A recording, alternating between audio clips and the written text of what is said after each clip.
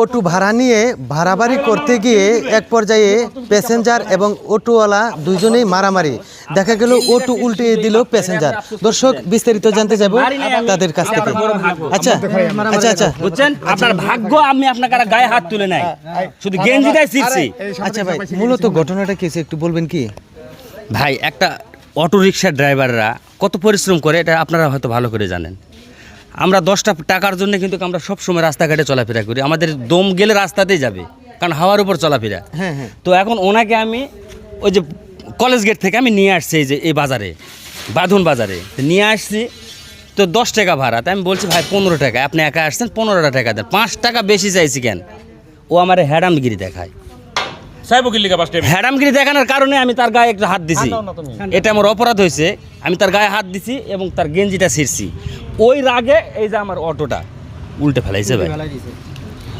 তো দর্শক, মূলত 5 টাকার কারণে কিন্তু ক্ষিপ্ত হয়ে একজন আরেকজনের সাথে হাতাহাতি, এমনকি অটো পর্যন্ত উল্টিয়ে ফেললো। তো এখন আমরা চলে যাব প্যাসেঞ্জারের কাছে। ভাই একটু এদিকে আসেন।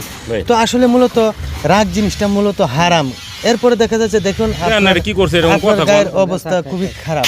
তো আপনি ক্ষিপ্ত হয়ে ওনার গাড়ি উল্টে দিলেন, কারণটা কি? ওমা হ্যাঁ, আমার দাঁড়ায় আমার মারবো, আমার গেঞ্জি ছিঁড়ালে আর আমি বয়ে দেখবো।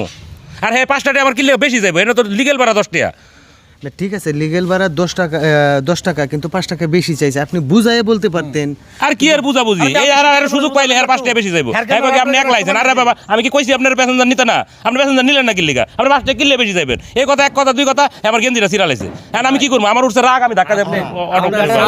সিগারেট খেতেও 5টা টাকা চলে যায় ভাই। আমার একটা বাচ্চা স্কুলে পড়ালেখা করে, 5টা টাকা করে বেশি দিলে আমার ওই সন্তানটাকে পড়ালেখার একটা সুযোগ পায়। আমি আপনার সংসারের দায়িত্ব লই নাই তো।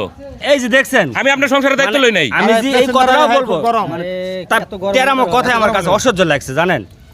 তো দর্শক, আসলে মূলত এখানে একটা বিশৃঙ্খলা সৃষ্টি হয়ে গেছে, কোনোভাবেই সমাধানে আসতেছে না। তো একজন পথচারী আছে, ওনার কাছে জিজ্ঞেস করবো। আচ্ছা ভাই, ঘটনাস্থলে তো আপনারা হাজির ছিলেন, তাই না? হ্যাঁ ভাই। এখন যে ওনার জামা কাপড় ছিঁড়ে ফেললো, ওনারও গাড়ি উল্টে ফেললো, এই জিনিসটা আপনার কাছে কেমন লাগতেছে? আমি এই জিনিসটা আমার কাছে খুবই খারাপ লাগবে। ওনারও ধৈর্য কম, ওনারও ধৈর্য কম, মানে দুইজনেরও ধৈর্য কম। মানে কারো কথা কারো গায়ে লাগে না আর কি, মানে কাটার মতো লাগে। এখন আছে আমার বড় ভাই আছে, এখন বড় ভাই এখন কি করে, এখন অটো ভাঙছি, এখন অটো জরিমানা দেওয়া লাগবে।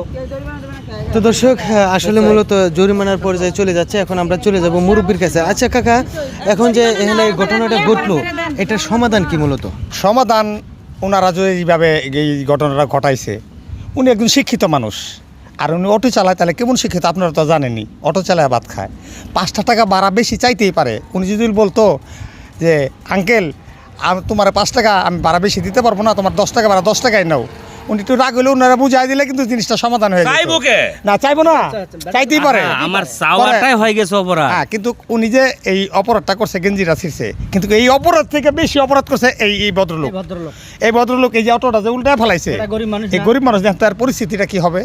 কিন্তু আমরা যাইতেছি, আমরা এগুলো শুনতেছি, মনে করেন কি যে অটোর জরিমানা নিয়ে ই করেন।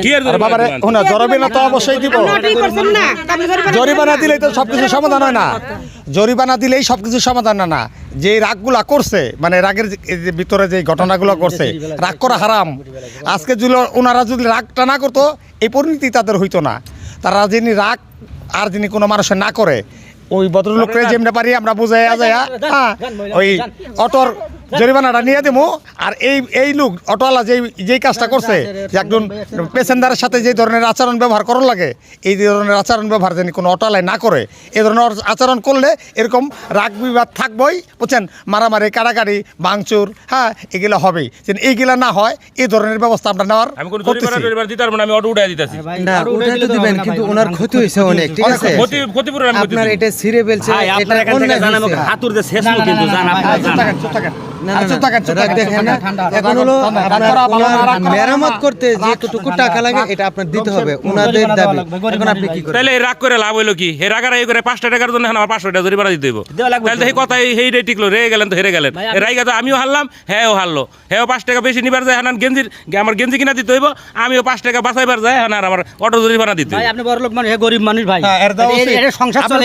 আপনার কম না, আপনি দিলে কম না ভাই, আপনি আগে ধরে উড়াই দেয়, পরে দেখতেছি এটা কি হয়। তো দর্শক আসলে রাগ জিনিসটা সম্পূর্ণ হারাম, আর রাগ মানুষকে কিন্তু ধ্বংস করে ফেলে অটোমেটিকলি। দেখুন এখানে একটা এমন পরিস্থিতি সৃষ্টি হয়ে গেছে, সামান্য 5 টাকার জন্য একজনের 500 টাকা জরিমানা আর একজনের ন্যূনতম 200 টাকা জরিমানা।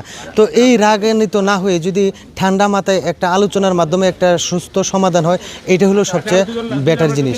তো দর্শক আমরা এই একটা মেসেজের জন্য ভিডিওটা তৈরি করলাম যে রাগারাগি করে কোনো কিছু সমাধান করা যায় না, ঠান্ডা মাথায় সব কিছু করতে হয়।